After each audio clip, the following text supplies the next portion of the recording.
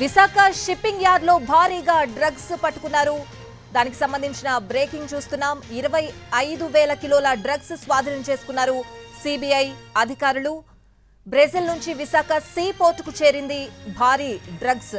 So వీటిని పక్కాగా plan ప్రకారం ఆపరేషన్ గరుడ పేరుతో డ్రగ్స్ ను సీజ్ చేశారు సిబిఐ అండ్ కస్టమ్స్ అధికారులు. దానికి సంబంధించిన బ్రేకింగ్ చూస్తున్నాం. 1000 బ్యాగుల్లో డ్రగ్స్ నింపి ఎక్స్పోర్ట్ చేశారు.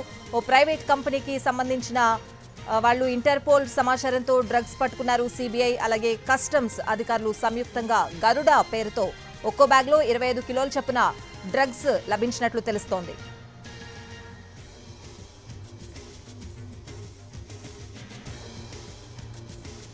విశాఖపట్నం పోర్టులో భారీగా డ్రగ్స్ పట్టుబడ్డాయి. బ్రెజిల్ నుంచి వచ్చిన కంటైనర్లో 25,000 కిలోల డ్రగ్స్ ని సిబిఐ అధికారులు స్వాధీనం చేసుకున్నారు. బ్రెజిల్ దేశంలోని శాంటోస్ పోర్ట్ నుంచి విశాఖపట్నంకు కంటైనర్ బుక్ చేశారు. డ్రై ఈస్ తో డ్రగ్స్ ని మిక్స్ చేసి తరలించినట్టు సిబిఐ గుర్తించింది. విశాఖపట్నానికి చెందిన ఓ ప్రైవేట్ కంపెనీకి కంటైనర్ వచ్చింది. ఆ కంటైనర్ లో మొత్తం 1000 బస్తాలు ఉన్నాయి.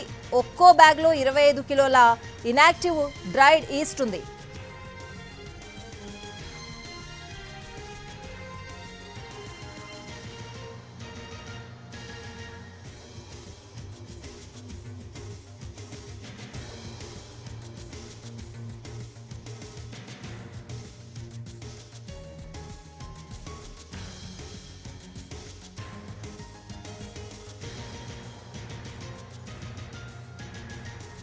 విశాఖపట్నం పోర్టులో భారీగా డ్రగ్స్ పట్టుబడ్డాయి. బ్రెజిల్ నుంచి వచ్చిన కంటైనర్లో 25,000 కిలోల డ్రగ్స్ ని సిబిఐ అధికారులు స్వాధీనం చేసుకున్నారు.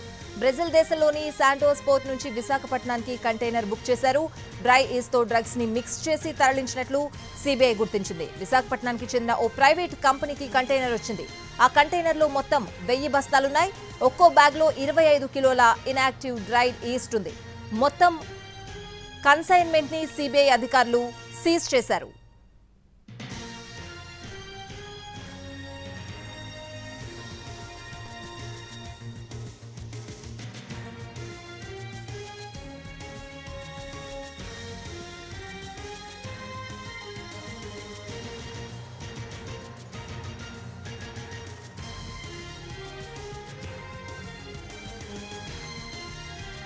విశాఖపట్నం పోర్టులో భారీగా డ్రగ్స్ పట్టుబడ్డాయి. బ్రెజిల్ నుంచి వచ్చిన కంటైనర్లో 25,000 కిలోల డ్రగ్స్ ని సిబిఐ అధికారులు స్వాధీనం చేసుకున్నారు. ఇదే అంశానికి సంబంధించిన పూర్తి అప్డేట్స్ మా ప్రతినిధి రమేష్ మైట్లని అడిగి తెలుసుకుందాం.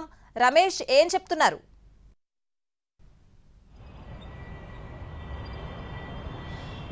విశాఖ పోర్ట్లో విశాఖ కంటైనర్ డిపార్ట్మెంట్లో పెద్ద ఎత్తున డ్రగ్స్ను పట్టుకోవడం జరిగింది. అయితే బ్రెజిల్లోని పొటాస్ శాంటోస్ పోర్ట్ నుంచి విశాఖకు కన్సైన్మెంట్ రావడం జరిగింది. అయితే ఈ కన్సైన్మెంట్లో ఫుడ్ సప్లిమెంట్ రూపంలో పెద్ద ఎత్తున డ్రగ్స్ వస్తున్నట్లుగా ఇంటర్పోల్ ద్వారా సిబిఐకి సమాచారం వచ్చింది. ఆ మేరకు సిబిఐ, ఇంటర్పోల్, తర్వాత కస్టమ్స్ డిపార్ట్మెంట్ మూడు డిపార్ట్మెంట్లు కలిసి ఈ కాలంలో వైజాగ్ పోర్ట్లోని కంటైనర్ డిపార్ట్మెంట్లో సోదాలు చేసినప్పుడు మొత్తంగా చూసినట్లయితే 25,000 పైచిలకు డ్రగ్స్ ని స్వాధీనపరచుకోవడం జరిగింది. మొత్తంగా 1000 బస్తాల్లో ఈ డ్రగ్స్ ను స్వాధీనపరచుకున్నారు. అయితే ఈ డ్రగ్స్ మొత్తం కూడా ఫుడ్ సప్లిమెంట్ పేరుతోటి ఇటు ఇండియాకు సప్లై చేస్తున్నట్టు చెప్తున్నారు. అయితే బ్రెజిల్ కు సంబంధించిన ఒక కంపెనీ ఏకంగా వైజాగ్ కి డ్రగ్స్ ని అటు పంపించడం జరిగింది. వైజాగ్ నుంచి ఇతర ప్రాంతాలకి కన్సైన్మెంట్ మొత్తంగా బుక్ చేయడం జరిగింది. అయితే దీంట్లో చూస్తే 25,000 పైచిలకు డ్రగ్స్ ను స్వాధీనపరచుకున్నట్లు CBI, Interpol, customs department joint గా ఒక ప్రకటన